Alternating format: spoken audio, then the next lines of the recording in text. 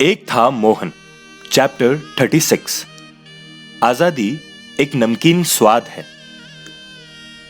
अंग्रेज सरकार द्वारा नमक पर लगाए कठोर टैक्स से हिंदुस्तान के लोग बहुत परेशान थे।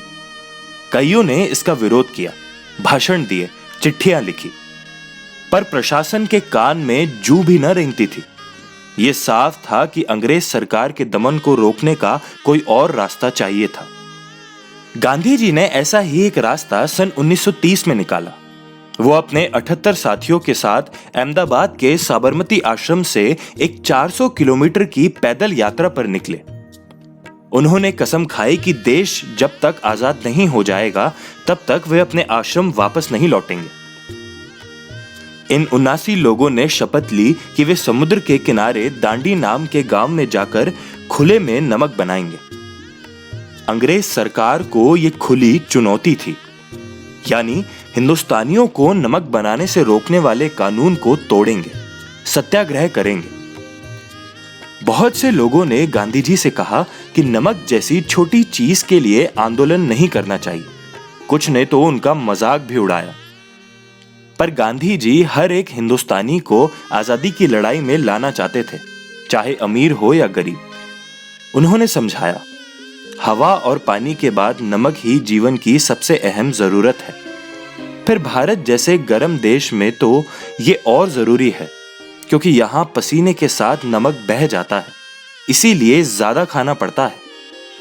सत्याग्रही टोली ने अहमदाबाद से दांडी की दूरी 24 दिनों की पैदल यात्रा में पूरी की। जैसा गांधी जी ने सोचा था, ठीक वैसे ही लोगों का सैलाब उमड़ पड़ा। जिस भी गांव या शहर से सत्याग्रही निकलते, लोग उन पर फूल बरसाते, कहीं 100-100 की संख्या में तो कहीं हजारों में। बहुत से लोग सरकारी नौकरियां छोड़कर आजादी के आंदोलन में कूद पड़े। यात्रा शुरू करने वालों में कोई महिला नहीं थी, लेकिन जल्दी ही बड़ी संख्या में महिलाएं नमक सत्याग्रह से जुड़ गई, खासकर शराबबंदी के अभियान से। इसी दौरान नेताओं की एक जवान पीढ़ी आगे आई, जो गांधी जी का काम उनसे आगे ले जाने के लिए तैयार थी। वल्लभ भाई पटेल पहले ही दांडी यात्रा के रास्ते निकल चुके थे, लोगों को तैयार करने के लिए। अंग्रेज सरकार ने सबसे पहले उन्हें ही जेल में डाला। चक्रवर्ती राजगोपालाचारी ने एक अलग सत्याग्रही टोली तैयार की थी, जो तमिलनाडु में पूर्वी तट पर नमक कानून तोड़ने निकल पड़ी थी। कोलकाता में जवाहरलाल नेहरू सरकार का विरोध करने के लिए गिरफ्तार हुए, तो पेशावर में अब्दुल गफ्फार खान। नमक सत्याग्रह से आजादी का आंदोलन भारत के कोने कोने में पहुंचा। सोते हुए लोग जागते गए। शहर शहर, गांव गांव में लोग अपना नमक बना रहे थे, बेच रहे थे, गिरफ्तार होकर जेल जा रहे थे।